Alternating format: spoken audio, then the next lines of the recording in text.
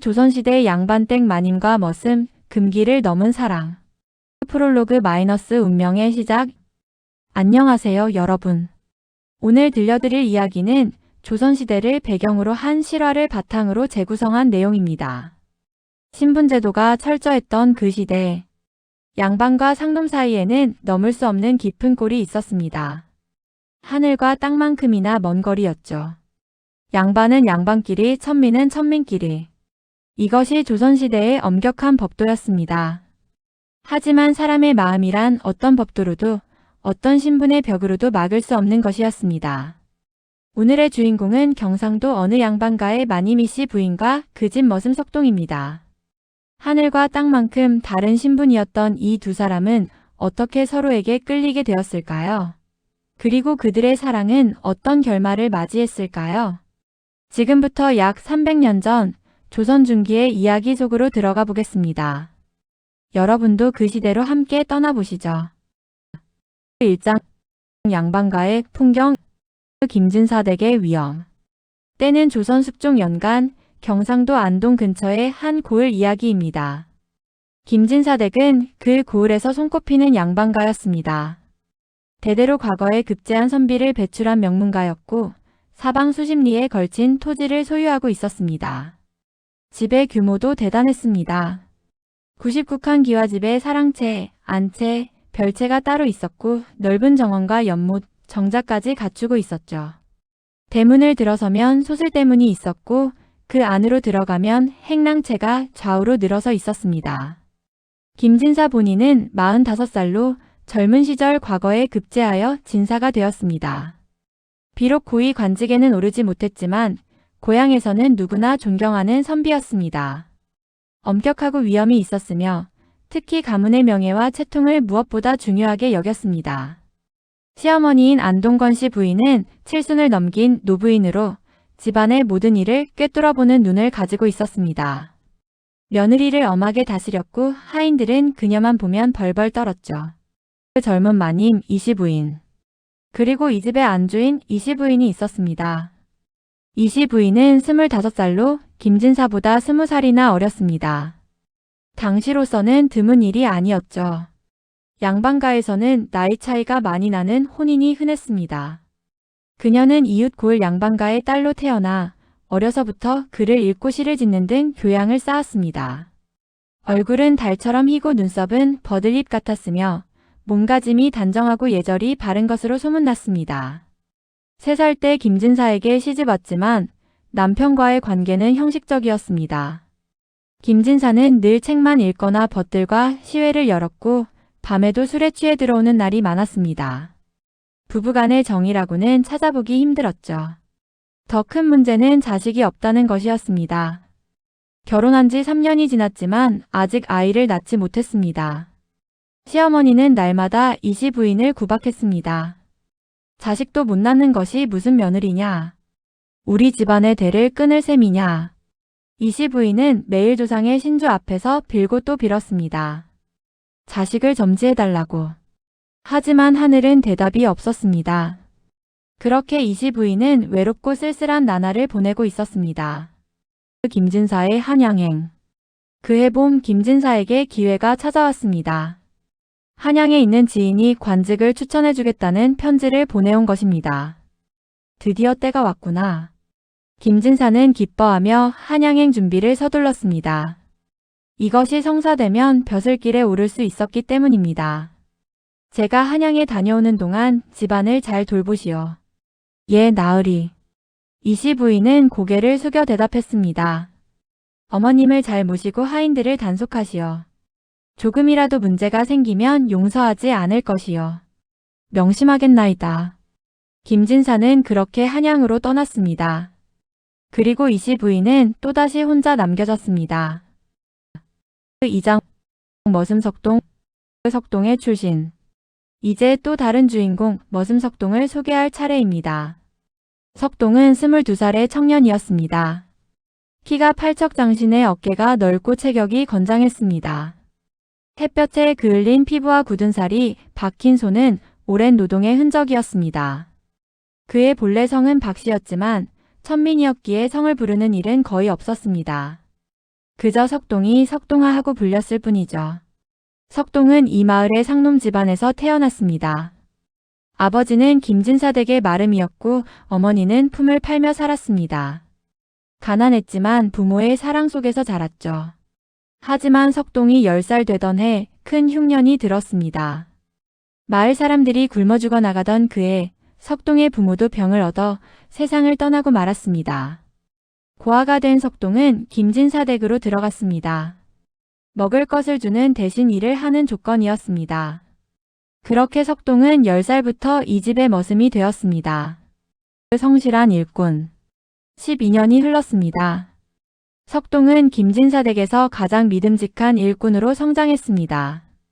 새벽 일찍 일어나 말에게 여물을 주고 밭을 갈고 논에 물을 대고 장작을 패고 지붕을 고치고 힘든 일이라면 무엇이든 했습니다. 석동의 장점은 성실함이었습니다. 시키지 않아도 스스로 할 일을 찾아서 했고 한 번 시작한 일은 끝까지 완벽하게 마쳤습니다. 불평불만도 없었고 다른 하인들과 싸우는 법도 없었습니다. 김진사는 석동을 아꼈습니다. 저놈은 비록 상놈이지만 마음씨가 바르다. 잘 부려먹어라. 관리인 박첨지에게 이렇게 말할 정도였죠. 하지만 석동에게도 꿈이 있었습니다. 석동의 소망. 밤이 되면 석동은 헛간 다락방에 올라가 하늘의 별을 바라보곤 했습니다. 나도 언젠가는 자유로운 몸이 될 수 있을까? 내 땅을 가지고 내 집을 짓고 내 가족과 함께 살 수 있을까? 하지만 현실은 냉혹했습니다. 천민으로 태어난 자는 평생 천민으로 살아야 했습니다. 아무리 열심히 일해도 신분은 변하지 않았습니다.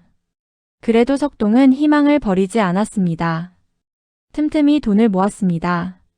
한 푼, 두 푼 모아서 언젠가는 자신의 땅을 사고 싶었습니다. 그리고 또 하나의 소망이 있었습니다. 좋은 사람을 만나 가정을 꾸리는 것이었습니다. 부모님처럼 서로 사랑하며 살 수 있는 그런 가정을 만들고 싶었죠. 하지만 그런 날이 올 수 있을까요? 석동은 알 수 없었습니다. 그 이시부인에 대한 첫 인상. 석동이 이시부인을 처음 본 것은 3년 전 그녀가 이 집에 시집온 날이었습니다. 가마에서 내린 새색시의 모습을 석동은 멀리서 지켜보았습니다. 붉은 치마와 노란 저고리를 입은 그녀는 마치 꽃같이 아름다웠습니다. 저분이 우리 댁 마님이구나.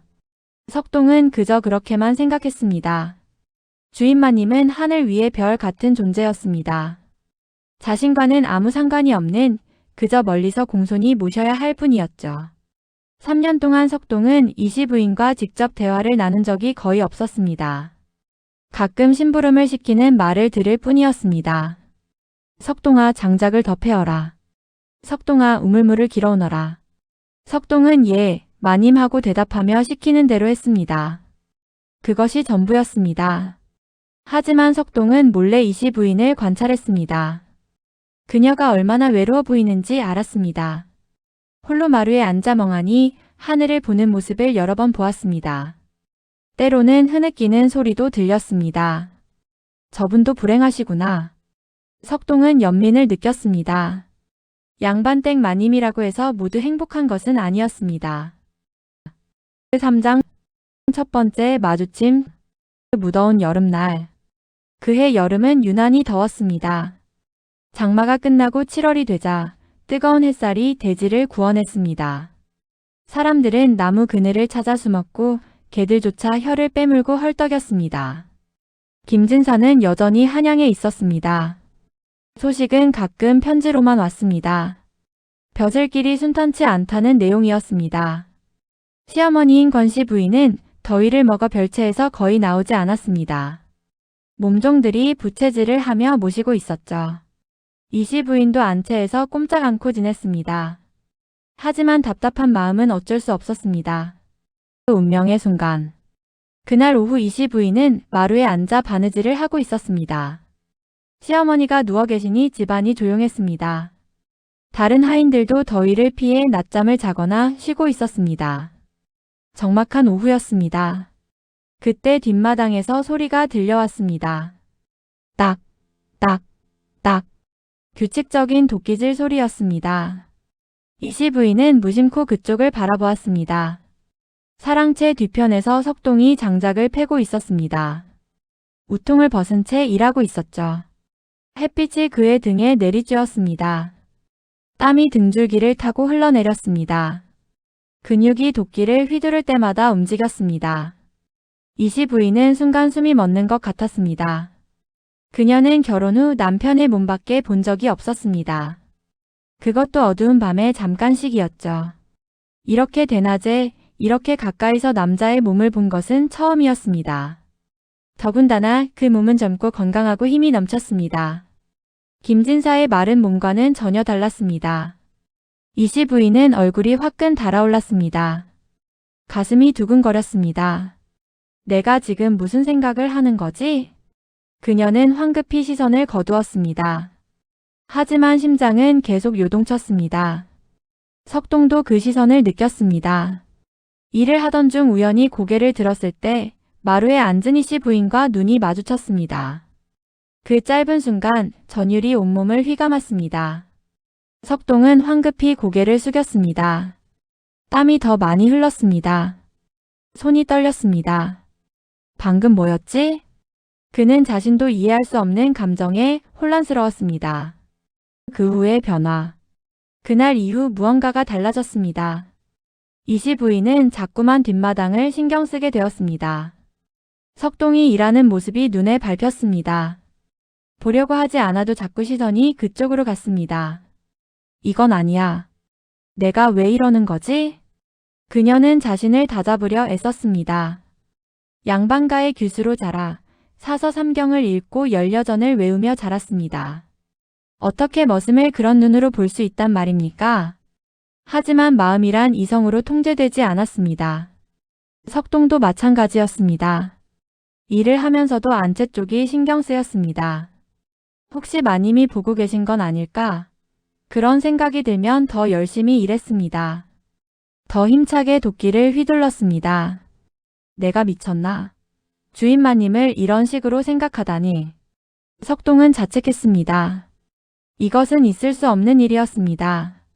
신분의 차이를 어떻게 넘을 수 있단 말입니까? 하지만 가슴속의 불씨는 점점 커져만 갔습니다. 사장, 조심스러운 접근, 늦은 밤의 인기처. 여름이 깊어갔습니다. 어느 날 밤 이시 부인은 잠을 이루지 못하고 뒤척이고 있었습니다.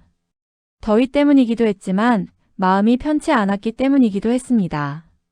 자꾸 석동의 모습이 떠올랐습니다. 나는 유부녀야. 더군다나 양반가의 마님이고. 이런 생각을 하면 안 돼. 하지만 아무리 다짐해도 소용없었습니다. 그때 밖에서 소리가 들렸습니다. 이시 부인은 조심스럽게 창호지 문을 열고 내다보았습니다. 달빛 아래 석동이 헛간을 정리하고 있었습니다. 추수 준비를 하느라 밤늦도록 일하고 있었던 것입니다. 저렇게 늦은 시간까지 일하는구나. 이시 부인은 마음이 짠했습니다. 석동은 쉬는 날도 없이 일만 했습니다. 아침 일찍부터 밤늦게까지. 그런데 아무도 그를 걱정하지 않았습니다. 순간 이시 부인은 결심했습니다. 첫 번째 선의. 부인은 부엌으로 갔습니다. 아궁이에는 아직 불기가 남아 있었습니다.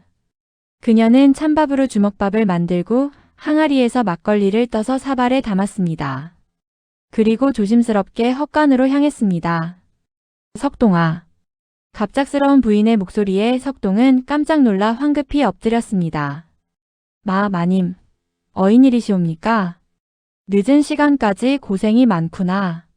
이거라도 먹거라. 이시 부인이 음식을 내밀자 석동은 어찌할 바를 몰랐습니다. 송구하옵니다, 마님. 소인이 어찌 감히 마님께서 직접 만드신 음식을. 괜찮다. 먹으라고 했다. 부인의 단호한 목소리에 석동은 떨리는 손으로 주먹밥을 받았습니다.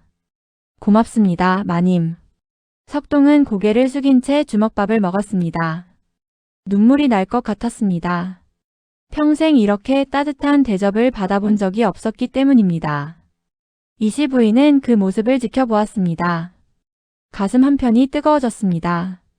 앞으로도 늦게까지 일할 때는 이렇게 음식을 가져다 줄 테니 부담 갖지 말거라. 마님, 어찌 이런. 됐다. 이제 그만 쉬고 들어가거라. 이씨 부인은 그렇게 말하고 돌아섰습니다. 그날 밤 두 사람 모두 잠을 이루지 못했습니다. 계속되는 만남. 그 후로 이씨 부인은 종종 석동에게 음식을 가져다 주었습니다. 처음에는 측은한 마음에서였습니다. 하지만 점점 그를 보고 싶어하는 자신을 발견했습니다. 석동도 마찬가지였습니다. 마님이 올 시간이 되면 가슴이 두근거렸습니다. 혹시 오늘은 안 오시는 건 아닐까 하는 걱정도 들었습니다. 두 사람은 조금씩 대화를 나누기 시작했습니다. 석동아, 너는 가족이 없느냐? 예, 마님. 어릴 적에 부모님을 여의었습니다. 외롭겠구나. 이제는 익숙합니다, 마님. 그래도 가족이 없다는 것은 슬픈 일이다. 이씨 부인의 목소리에는 동정심이 담겨 있었습니다. 마님께서는 행복하십니까? 석동이 조심스럽게 물었습니다. 감히 물어서는 안 될 질문이었지만 입 밖으로 나와버렸습니다. 이씨 부인은 잠시 침묵했습니다. 나도 외롭구나, 석동아. 그 짧은 대답에 두 사람의 거리가 한 걸음 가까워졌습니다. 위험한 감정. 여름이 지나고 가을이 찾아왔습니다. 석동은 추수로 바빴습니다. 낮에는 들에서 별을 베고 밤에는 탈곡을 했습니다. 이씨 부인은 밤마다 석동이 일하는 모습을 지켜보았습니다. 멀리서 조용히. 어느 날 밤 딸이 유난히 밝았습니다. 이씨 부인은 석동에게 음식을 가져갔습니다. 마님. 석동이 음식을 받으며 부인의 손을 스쳤습니다. 순간 전기가 흐르는 것 같았습니다. 두 사람은 서로를 바라보았습니다. 달빛 아래 이씨 부인의 얼굴이 빛났습니다. 석동은 숨이 멎는 것 같았습니다. 이씨 부인도 석동을 바라보았습니다. 그의 진실한 눈빛에서 자신을 향한 감정을 읽을 수 있었습니다. 석동아. 예, 마님. 우리는 안 될 사이구나. 알고 있습니다, 마님. 하지만 이씨 부인은 말을 잇지 못했습니다. 석동이 조심스럽게 다가왔습니다. 마님, 소인은 마님을 사랑합니다. 금기의 고백이었습니다. 이씨 부인은 눈물을 흘렸습니다. 나도 그러하다, 석동아. 두 사람은 서로를 끌어안았습니다. 그렇게 금지된 사랑이 시작되었습니다. 5장 달콤한 미래 비밀스러운 만남. 그날 이후 두 사람은 비밀리에 만났습니다. 깊은 밤 모두가 잠든 시간에 이씨 부인은 안채를 빠져나왔습니다. 석동은 뒷마당 대나무 숲에서 기다리고 있었습니다. 기다렸느냐? 예, 마님. 두 사람은 말없이 서로를 껴안았습니다. 달빛도 별빛도 그들의 사랑을 증언했습니다. 석동아, 이렇게 하는 것이 맞는 일일까? 모르겠습니다, 마님. 하지만 마님과 함께 있을 때만큼은 살아있음을 느낍니다. 나도 그렇구나. 처음으로 내가 한 사람의 여인임을 깨달았다. 이씨 부인은 결혼 후 처음으로 진정한 사랑을 느꼈습니다. 남편 김진사는 그녀를 대를 잇기 위한 도구로만 여겼습니다. 사랑도 애정도 없었습니다. 하지만 석동은 달랐습니다. 그는 그녀를 한 사람의 여인으로, 한 사람의 인간으로 대했습니다. 그의 눈빛에는 진심이 담겨 있었습니다. 위험천만한 나날들. 두 사람은 극도로 조심해야 했습니다. 조선시대의 양반 부인이 머슴과 정을 통한다는 것은 상상조차 할 수 없는 일이었습니다. 들키면 둘 다 죽음을 면치 못했습니다. 이씨 부인은 간음죄로 사형에 처해질 것이고 석동은 주인을 능욕한 죄로 능지처참을 당할 것이었습니다. 하지만 사랑에 빠진 두 사람에게 죽음의 공포조차 사랑을 막을 수 없었습니다. 그들은 항상 시간과 장소를 신중히 정했습니다. 시어머니가 깊이 잠든 밤 다른 하인들이 모두 쉬는 시간을 택했습니다. 만나는 장소도 매번 바꿨습니다. 때로는 대나무 숲에서, 때로는 뒷산의 정자에서, 때로는 비어있는 헛간에서 만났습니다. 마님, 오늘 밤은 보름달이 너무 밝습니다. 누가 볼까 두렵습니다. 그래도 너를 만나지 않고는 견딜 수가 없구나. 소인도 그러합니다, 마님. 그 사랑의 대화. 두 사람이 함께 보내는 시간은 짧았지만 소중했습니다. 그들은 서로의 이야기를 나누었습니다. 석동아, 내가 가장 하고 싶은 일은 무엇이냐? 제 땅을 가지는 것입니다, 마님. 비록 작은 땅이라도 제 소유의 땅에서 농사를 짓고 싶습니다. 그럼 나는? 마님은? 석동은 잠시 망설이다 말했습니다. 마님과 함께 그곳에서 살고 싶습니다. 이시 부인은 웃었습니다. 슬픈 웃음이었습니다. 그것이 가능하겠느냐, 석동아. 우리는 다른 세상의 사람들이다. 알고 있습니다. 하지만 꿈꿀 수는 있지 않겠습니까?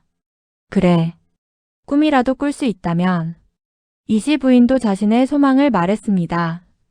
나는 이 집을 떠나고 싶구나. 시어머니의 구박에서 남편의 무관심에서 벗어나고 싶다. 그래서 어디로 가고 싶으십니까? 바다가 보이는 곳. 내가 어릴 적 어머니와 함께 갔던 동해 바닷가. 그곳에서 자유롭게 살고 싶구나. 소인이 마님을 그곳으로 모시고 가겠습니다. 정말이냐? 예, 마님. 언젠가는. 두 사람은 이루어질 수 없는 꿈을 꾸었습니다. 첫 경고. 하지만 위험은 서서히 다가오고 있었습니다.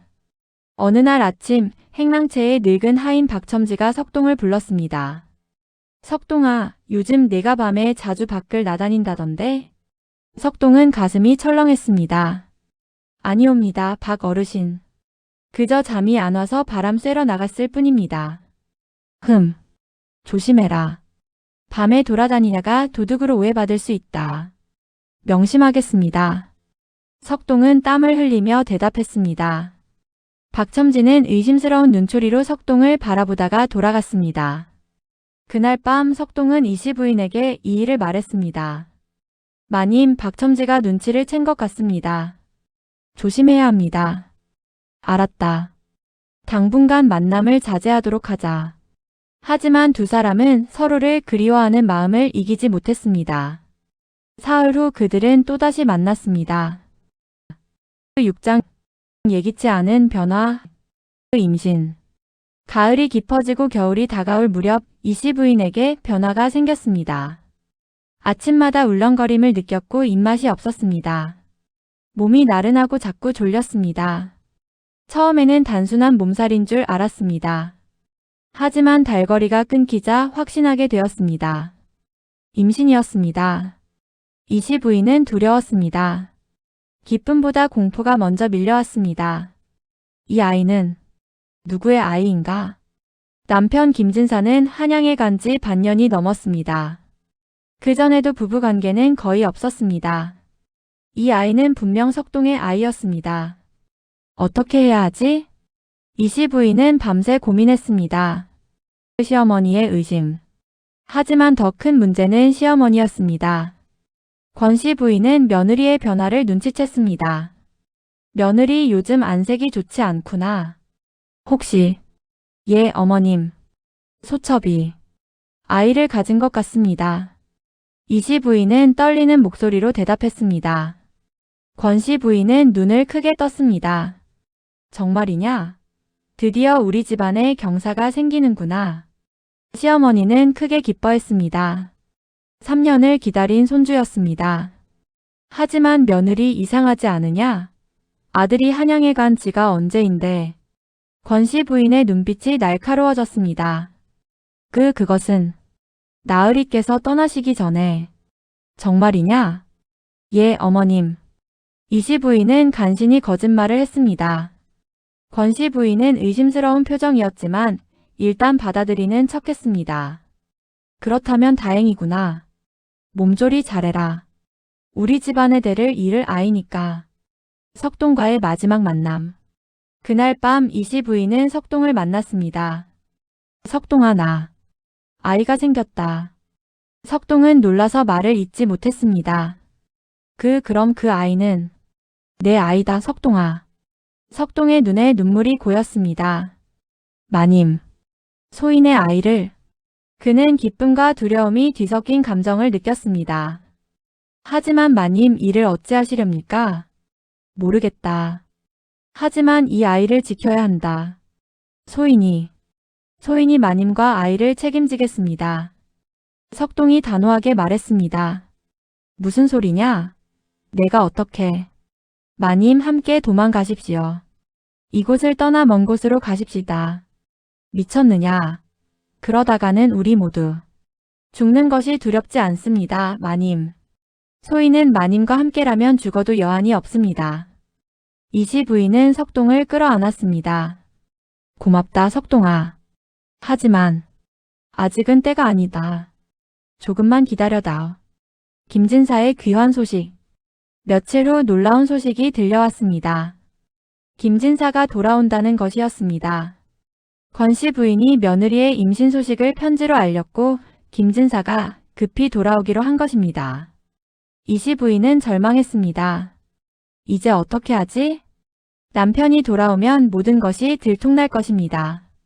계산이 맞지 않았기 때문입니다. 석동도 소식을 듣고 불안해했습니다. 마님, 이제 정말 도망가야 합니다. 나으리께서 오시기 전에. 하지만 어디로 간단 말이냐? 우리가 어디로 가서 무엇을 하며 살겠느냐? 어디든 상관없습니다. 소인이 이래서 마님과 아이를 먹여 살리겠습니다. 석동은 간절했습니다. 하지만 이시 부인은 결정을 내리지 못했습니다. 실장 폭로와 파국. 김진사의 귀환. 초겨울 김진사가 돌아왔습니다. 여보게 정말 아이를 가졌다니 기쁘구려. 김진사는 아내를 보며 웃었습니다. 오랜만에 보는 웃는 얼굴이었습니다. 예, 나으리. 이시 부인은 고개를 숙였습니다. 남편의 얼굴을 똑바로 볼 수 없었습니다. 그런데 언제쯤 아이가 태어날 것 같소? 그것은 내가 떠난 지 반년이 넘었으니 아무래도 이상하지 않소? 김진사의 목소리가 차갑게 변했습니다. 나으리, 그것은 내가 떠나기 직전이었다고 했지? 그렇다면 지금쯤 배가 많이 불러야 하는데 아직 그리 티가 나지 않는구려. 이시 부인은 대답할 수 없었습니다. 김진사는 아내를 의심의 눈초리로 바라보았습니다. 시어머니의 추궁. 그날 밤 권씨 부인이 며느리를 불렀습니다. 며느리, 정직하게 말해라. 그 아이가 정말 내 아들의 아이냐? 어머님, 나도 다 안다. 계산이 맞지 않는다는 것을. 권씨 부인은 호통을 쳤습니다. 대체 누구냐? 누구의 아이를 뵌 것이냐? 어머님, 용서하십시오. 이시 부인은 무릎을 꿇고 울었습니다. 이 못된 것, 우리 집안의 명예를 더럽혔구나. 권씨 부인은 며느리를 때렸습니다. 당장 말해라. 누구냐? 차마 말씀드릴 수 없습니다. 이것이. 권씨 부인은 계속 다그쳤습니다. 결국 이시 부인은 입을 열었습니다. 석동입니다. 뭐라고? 석동이? 그 천한 머슴놈. 권씨 부인은 기절할 듯이 뒤로 물러섰습니다. 천하에 이런 망측한 일이. 양반 부인이 머슴과. 모든 것이 끝났습니다. 석동의 체포. 즉시 석동이 잡혀 들어왔습니다. 김진사는 분노로 온몸을 떨었습니다. 이놈, 감히 주인 마님을 겁탈했느냐? 나으리, 그것은. 입 닥쳐. 이놈을 당장 관아에 넘기겠다. 김진사는 하인들에게 명령했습니다. 이놈을 결박하라. 하인들이 석동을 묶었습니다. 나으리, 소인이 모든 죄를 뒤집어 쓰겠습니다. 하오나 마님은 아무 죄가 없습니다. 무슨 소리냐? 내가 마님을 유혹한 것이 아니라는 말이냐? 아니옵니다. 소인이 마님을 사랑했습니다. 석동의 고백에 자리가 술렁였습니다. 사랑? 천한 것이 감히 사랑을 운운하느냐? 김진사는 석동의 뺨을 후려쳤습니다. 마님께서도 소인을 사랑하셨습니다. 닥쳐라. 그런 말 다시는 하지 마라. 매질과 고문. 석동은 마당에 끌려나가 매질을 당했습니다. 이놈. 집안의 명예를 더럽혔으니 죽어 마땅하다. 김진사는 직접 곤장을 들었습니다. 팟팟팟. 매질 소리가 울려 퍼졌습니다. 석동은 이를 악물고 견뎠습니다. 신음소리 하나 내지 않았습니다. 안채에 갇혀있던 이씨 부인은 그 소리를 들었습니다. 석동아, 미안하다. 미안하다.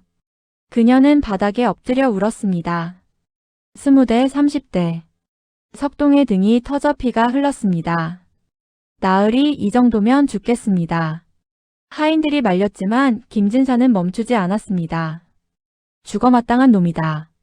나으리. 권씨 부인이 나타났습니다. 이놈을 죽이면 우리 집안의 치부가 세상에 알려집니다. 그보다는 권씨 부인이 귓속말로 무언가를 말했습니다. 김진사는 고개를 끄덕였습니다. 8장 결단의 시간. 은밀한 처형 계획.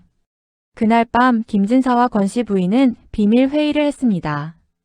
이 일이 밖으로 알려지면 우리 집안은 망합니다. 그렇습니다, 어머님. 석동은 조용히 없애야 합니다. 관아에 넘기면 소문이 퍼질 것입니다. 하오나 어찌 산속 깊은 곳에 묻어버리십시오. 아무도 모르게. 김진사는 잠시 망설였습니다. 하지만 가문의 명예를 위해서는 어쩔 수 없었습니다. 알겠습니다. 그리고 며느리는 어찌하시렵니까? 실거지악으로 쫓아내야 합니다. 하지만 아이가 문제입니다. 아이를 낳게 한 후에 쫓아내십시오. 아이는 우리가 키우고. 권씨 부인의 무서운 계획이었습니다. 탈출 계획. 하지만 이 대화를 몰래 엿들은 사람이 있었습니다. 석동과 친하게 지내던 젊은 하인 복동이었습니다. 복동은 급히 안채로 향했습니다. 마님. 누구냐? 소인 복동이옵니다. 급히 전할 말씀이 있습니다. 이씨 부인은 문을 열었습니다. 무슨 일이냐? 나으리께서 석동 형님을 죽이려 하십니다. 뭐라고? 오늘 밤 산속에 묻어버리기로 하셨습니다. 이씨 부인은 얼굴이 새하얗게 질렸습니다. 그럴 수가. 내가 막아야 한다. 마님 막을 수 없습니다. 차라리 함께 도망가십시오. 복동의 제안이었습니다. 하지만 어떻게? 소인이 도와드리겠습니다. 석동 형님은 소인에게 은혜를 베풀어 주셨습니다. 이씨 부인은 결심했습니다. 좋다. 석동을 구해다오. 목숨을 건 탈출. 자정이 넘은 시각 복동은 석동이 갇혀있는 헛간으로 갔습니다. 형님 깨십시오. 복동이냐? 석동은 온몸이 상처투성이었습니다. 형님 도망가셔야 합니다. 나으리께서 형님을 죽이려 하십니다. 알고 있다. 하지만 도망가서 어디로 간단 말이냐? 마님께서 기다리고 계십니다. 마님이? 석동의 눈이 커졌습니다. 함께 떠나시기로 하셨습니다. 복동은 밧줄을 풀어주었습니다. 빨리 가십시오. 소인이 뒤를 막겠습니다. 고맙다, 복동아. 석동은 비틀거리며 일어났습니다. 뒷문으로 나가자 이씨 부인이 기다리고 있었습니다. 석동아, 마님. 두 사람은 서로를 끌어안았습니다. 빨리 가야 합니다. 곧 들킬 것입니다. 복동이 재촉했습니다. 복동아, 내 은혜는 평생 잊지 않겠다. 살아계시면 됩니다, 형님. 석동과 이씨 부인은 어둠 속으로 사라졌습니다. 9장 자유를 향한 여정. 추격. 다음날 아침 탈출 사실이 알려졌습니다. 뭐라고? 도망갔다고? 김진사는 격분했습니다. 당장 사람을 풀어 찾아라. 하인들이 사방으로 흩어졌습니다. 죽이든 살리든 데려와라. 김진사의 명령이 떨어졌습니다. 석동과 이씨 부인은 산길을 따라 도망쳤습니다. 마님 괜찮으십니까? 괜찮다. 계속 가자. 하지만 이씨 부인은 임신한 몸이었고 석동은 매를 맞아 몸 상태가 좋지 않았습니다. 저기 말발굽 소리가 들립니다. 뒤에서 추격자들이 따라오고 있었습니다. 저쪽 동굴로. 두 사람은 동굴 속으로 숨었습니다. 추격자들이 지나갔습니다. 휴. 다행이다. 험난한 여정.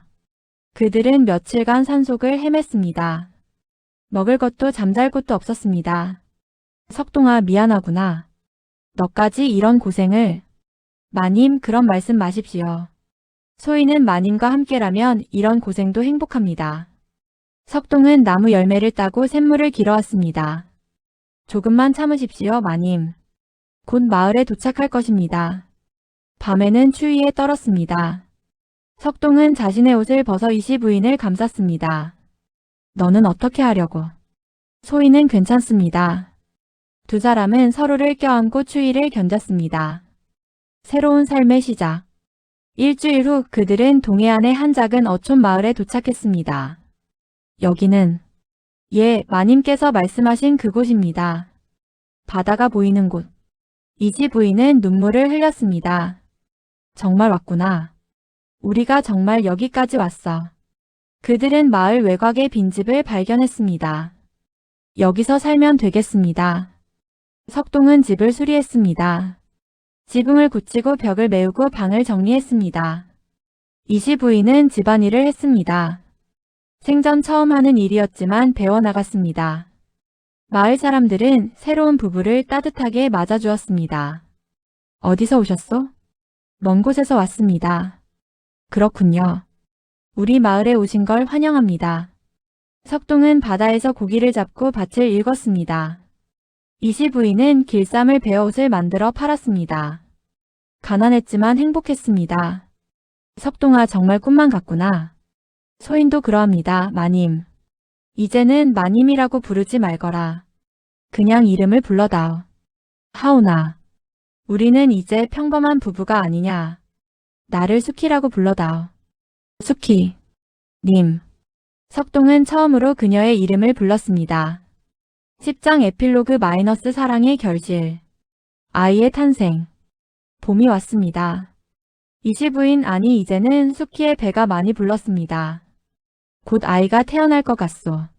마을의 산파가 말했습니다. 석동은 불안했습니다. 제발 무사해. 그는 하루 종일 기도했습니다. 드디어 그날이 왔습니다. 으앙, 으앙. 아기의 울음소리가 들렸습니다. 축하합니다. 아들입니다. 산파가 기쁜 소식을 전했습니다. 석동은 뛰어들어갔습니다. 수키, 괜찮소? 응. 고맙다, 석동아. 수키는 지쳐 있었지만 행복한 미소를 지었습니다. 우리 아들이다. 우리의 아들. 석동은 아기를 품에 안았습니다. 이렇게 작고 연약한 생명이 눈물이 흘러내렸습니다. 석동아, 이름을 지어야겠구나. 예. 이름은 자유롭게 살았으면 좋겠구나. 자유. 자유로울 자를 써서 자유라고 짓는 것이 어떠냐? 좋습니다. 자유. 우리 아들 이름은 자유입니다. 평화로운 나날들. 세월이 흘렀습니다. 자유는 건강하게 자랐습니다. 아버지, 오늘 바다에서 물고기를 많이 잡았어요. 5살이 된 자유는 아버지 석동을 졸졸 따라다녔습니다. 그래, 우리 아들 대견하구나. 석동은 아들의 머리를 쓰다듬었습니다. 수키는 집 앞에서 그 모습을 지켜보며 미소 지었습니다. 여보, 저녁 준비됐어요. 예, 지금 갑니다. 그들은 둘러앉아 저녁을 먹었습니다. 가난했지만 따뜻한 가정이었습니다. 어머니, 오늘 마을 어르신이 저에게 글을 가르쳐 주셨어요. 그래? 무슨 글자를 배웠니? 사랑자요. 어머니 아버지가 서로 사랑한다는 그 사랑이요. 석동과 수키는 서로를 바라보며 웃었습니다. 그래, 자유야. 사랑은 세상에서 가장 중요한 것이란다. 왜요, 어머니? 사랑이 있으면 어떤 어려움도 이겨낼 수 있기 때문이지. 수키는 아들을 꼭 껴안았습니다. 과거의 그림자. 하지만 완전히 평온한 것은 아니었습니다. 가끔 석동은 악몽을 꾸었습니다. 김진사에게 쫓기는 꿈, 수키와 헤어지는 꿈. 석동이 잠에서 깨어났습니다. 여보, 괜찮아요? 수키가 걱정스럽게 물었습니다. 예. 그저 꿈이었습니다. 또 그 꿈이었나요? 예. 미안합니다. 미안할 것 없어요. 당신 잘못이 아니잖아요. 수키는 석동의 손을 잡았습니다. 당신과 함께 한 이 몇 년이 제 인생에서 가장 행복한 시간이에요. 저도 그렇습니다. 두 사람은 서로를 껴안았습니다. 수키도 때때로 과거를 떠올렸습니다. 양반가의 마님으로 살던 시절, 비단 옷을 입고 하인들의 시중을 받던 시절. 하지만 그때는 불행했습니다. 지금은 누더기를 입고 손에 굳은 살이 박였지만 행복했습니다. 신분이 뭐가 중요한가? 진정한 사랑이 있다면. 수키는 중얼거렸습니다. 마을에서의 삶. 석동과 수키는 마을 사람들과 잘 어울렸습니다. 석동, 오늘 고기를 많이 잡았다며? 좀 나눠주게. 그러시죠, 이웃 사촌인데. 석동은 넉넉한 마음으로 나눴습니다. 수키는 마을 안악들과 함께 빨래를 하고 길쌈을 했습니다. 댁은 어디 양반댁 출신 같은데? 한 안악이 물었습니다. 아니에요. 그저 평범한 집안 출신이에요. 수키는 웃으며 대답했습니다. 하지만 그녀의 우아한 몸가짐과 고운 말씨는 숨길 수 없었습니다. 마을 사람들은 무언가 사연이 있음을 짐작했지만 깊이 캐묻지 않았습니다. 사람은 과거가 아니라 현재로 판단하는 거야. 마을 이장이 말했습니다. 석동 부부는 성실하고 착한 사람들이야. 그것으로 충분하지. 예상치 못한 방문자. 그렇게 평화로운 나날이 이어졌습니다. 자유가 7살이 되던 해 가을이었습니다. 어느 날 마을에 낯선 사람이 나타났습니다. 혹시 이 근처에 석동이라는 사람이 사는지 아십니까? 행색이 남루한 중년 남자였습니다. 마을 사람들은 경계했습니다. 왜 찾으시오? 옛 친구입니다. 꼭 만나야 할 일이 있어서요. 그 남자는 복동이었습니다. 석동을 도와 탈출시켰던 그 하인 복동이었습니다. 소식을 들은 석동이 달려왔습니다. 복동이, 자네가 어떻게... 형님, 두 사람은 감격스럽게 포옹했습니다. 들어오게. 이야기를 나누세. 집으로 돌아온 석동은 복동에게 물었습니다. 자네는 그 후 어떻게 되었나? 형님이 도망간 후 저도 곤욕을 치렀습니다. 하지만 증거가 없어 풀려났습니다. 고생이 많았겠군. 그 후 김진사 댁을 떠났습니다. 이곳저곳을 떠돌다가 형님 소식을 들었습니다. 나를 찾아온 이유가 뭔가? 복동은 심각한 표정이 되었습니다. 나쁜 소식을 전하러 왔습니다, 형님. 추격자의 그림자. 김진사께서 아직도 형님을 찾고 있습니다. 복동의 말에 석동과 수키는 얼굴이 굳어졌습니다. 벌써 수년이 지났는데 집안의 명예를 더럽혔다며 끝까지 찾겠다고 하십니다. 얼마나 더 찾을 생각인가? 석동은 한숨을 쉬었습니다. 최근에 이 근처를 수색한다는 소문을 들었습니다. 그래서 급히 알려드리려고 왔습니다. 고맙네, 복동. 형님, 더 먼 곳으로 가셔야 합니다. 북쪽으로 가십시오. 거기는 김진사의 손길이 미치지 못합니다. 하지만 아이가 아직 어린데... 수키가 걱정스럽게 말했습니다. 그래도 살기 위해서는 어쩔 수 없습니다. 복동의 말이 옳았습니다. 또 다른 이별. 그날 밤 석동과 수키는 깊은 고민에 빠졌습니다. 여보, 정말 떠나야 할까요? 그래야 할 것 같소. 아이를 위해서라도. 하지만 이곳 사람들이 너무 좋은데. 나도 그렇소. 하지만 잡히면 우리 모두 끝이요. 다음 날 그들은 마을 이장을 찾아갔습니다. 이장님, 저희가 떠나려 합니다. 왜? 무슨 일이라도? 사정이 있습니다. 더 이상 이곳에 머물 수 없게 되었습니다. 이장은 두 사람의 표정을 보고 사연을 짐작했습니다. 그러시다면 어쩔 수 없지. 하지만 언제든 돌아오고 싶으면 돌아오시게. 이곳은 자네들의 집이야. 고맙습니다, 이장님. 마을 사람들은 아쉬워하며 그들을 배웅했습니다. 석동이 건강하게 살게나. 수키, 아이 잘 키워. 자유야, 씩씩하게 자라라. 감사합니다, 여러분. 은혜는 평생 잊지 않겠습니다. 석동 가족은 다시 길을 떠났습니다. 복동도 함께 했습니다. 형님, 제가 모시겠습니다. 고맙네, 복동. 네 사람은 북쪽을 향해 걸었습니다. 새로운 안식처. 한 달 후 그들은 강원도 깊은 산골에 도착했습니다. 여기라면 안전할 것 같습니다. 복동이 말했습니다. 작은 마을이었지만 사람들은 순박했습니다. 새로 오셨습니까? 환영합니다. 그들은 또다시 정착했습니다. 석동은 나무를 하고 사냥을 했습니다. 수키는 약초를 캐고 바느질을 했습니다. 복동은 밭을 일구고 집을 짓는 일을 도왔습니다. 자유는 마을 서당에 다니며 글을 배웠습니다. 아버지, 저도 아버지처럼 강한 사람이 되고 싶어요. 그래, 자유야. 하지만 진정으로 강한 사람은 힘이 센 사람이 아니란다. 그럼 뭐예요? 사랑할 줄 아는 사람이지. 사랑을 위해 모든 것을 바칠 수 있는 사람. 석동은 아들에게 가르쳤습니다. 세월의 흐름. 세월이 흘렀습니다. 자유는 튼튼한 청년으로 자랐습니다. 아버지, 어머니, 저 이제 장가를 가고 싶습니다. 20살이 된 자유가 말했습니다. 그래, 좋은 배필을 만났느냐? 예, 이웃마을 처녀와 약조를 했습니다. 그 집은 어떤 집안이냐? 평범한 농가입니다. 하지만 착하고 부지런한 처녀입니다. 석동과 수키는 흐뭇하게 웃었습니다. 신분이나 재산이 중요한 게 아니지. 사람이 중요한 거란다. 예, 아버지. 자유의 혼례날 석동과 수키는 감개무량했습니다. 여보, 우리 아들이 이렇게 컸어요. 그러게 말이요. 세월이 참 빠르. 우리가 내린 선택이 옳았던 것 같아요. 예, 후회는 없습니다. 두 사람은 손을 꼭 잡았습니다. 복동도 옆에서 기뻐했습니다. 형님, 형수님 축하드립니다. 복동, 자네도 이제 장가를 가야지. 하하, 제게도 인연이 오겠지요. 그들은 웃으며 축배를 들었습니다. 마지막 장면. 그로부터 10년 후.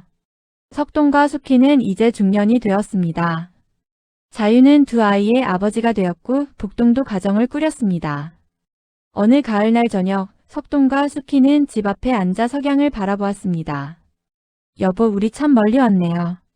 그러게 말이요. 후회하지 않아요? 단 한 번도 후회한 적 없소. 당신과 함께한 이 모든 순간이 행복했소. 저도요. 비록 양반댁 마님의 삶을 버렸지만 진정한 인간으로 살 수 있었어요. 신분이 뭐가 중요하겠어. 사랑하는 사람과 함께하는 것이 중요하지. 두 사람은 서로를 바라보며 미소 지었습니다. 저기 손주들이 뛰어오네요. 할아버지, 할머니, 자유의 아이들이 달려왔습니다. 오늘 무슨 재미있는 일이 있었니? 할아버지, 오늘 서당 선생님이 말씀하셨어요. 사람은 모두 평등하대요. 그래, 맞는 말이구나. 정말이에요. 양반도 상놈도 다 똑같은 거예요. 그렇단다. 사람은 태어날 때부터 평등하지. 신분은 사람이 만든 것일 뿐이야. 석동은 손주들에게 가르쳤습니다. 수키는 그 모습을 보며 미소 지었습니다. 우리가 겪은 고난이 헛되지 않았구나. 우리 손주들은 더 나은 세상에서 살겠지. 해가 지고 달이 떴습니다. 온 가족이 둘러앉아 저녁을 먹었습니다. 웃음소리가 끊이지 않았습니다. 석동은 수키의 손을 잡았습니다. 당신을 만나서 행복했어. 저도요, 여보. 두 사람의 눈에는 눈물이 고였습니다. 하지만 그것은 슬픔의 눈물이 아니었습니다. 감사와 행복의 눈물이었습니다. 여러분, 지금까지 조선시대 양반댁 마님과 머슴의 사랑 이야기를 들려드렸습니다. 이 이야기는 신분제가 엄격했던 시대를 배경으로 하고 있지만 그 속에 담긴 메시지는 시대를 초월합니다. 진정한 사랑은 어떤 장벽도 넘을 수 있다는 것. 사람의 가치는 신분이나 재산이 아니라 그 사람 자체에 있다는 것. 자신의 행복을 위해 용기 있는 선택을 할 수 있다는 것. 석동과 수키는 모든 것을 걸고 사랑을 선택했습니다. 양반댁 마님의 삶, 안락한 생활, 사회적 지위, 모든 것을 포기했습니다. 그 대신 얻은 것은 진정한 자유와 행복이었습니다. 이 이야기는 조선시대의 실제 야담을 바탕으로 재구성한 픽션입니다. 신분제의 부당함과 인간의 존엄성, 그리고 사랑의 위대함을 주제로 다루었습니다. 재미있게 보셨다면 구독, 좋아요 부탁드립니다.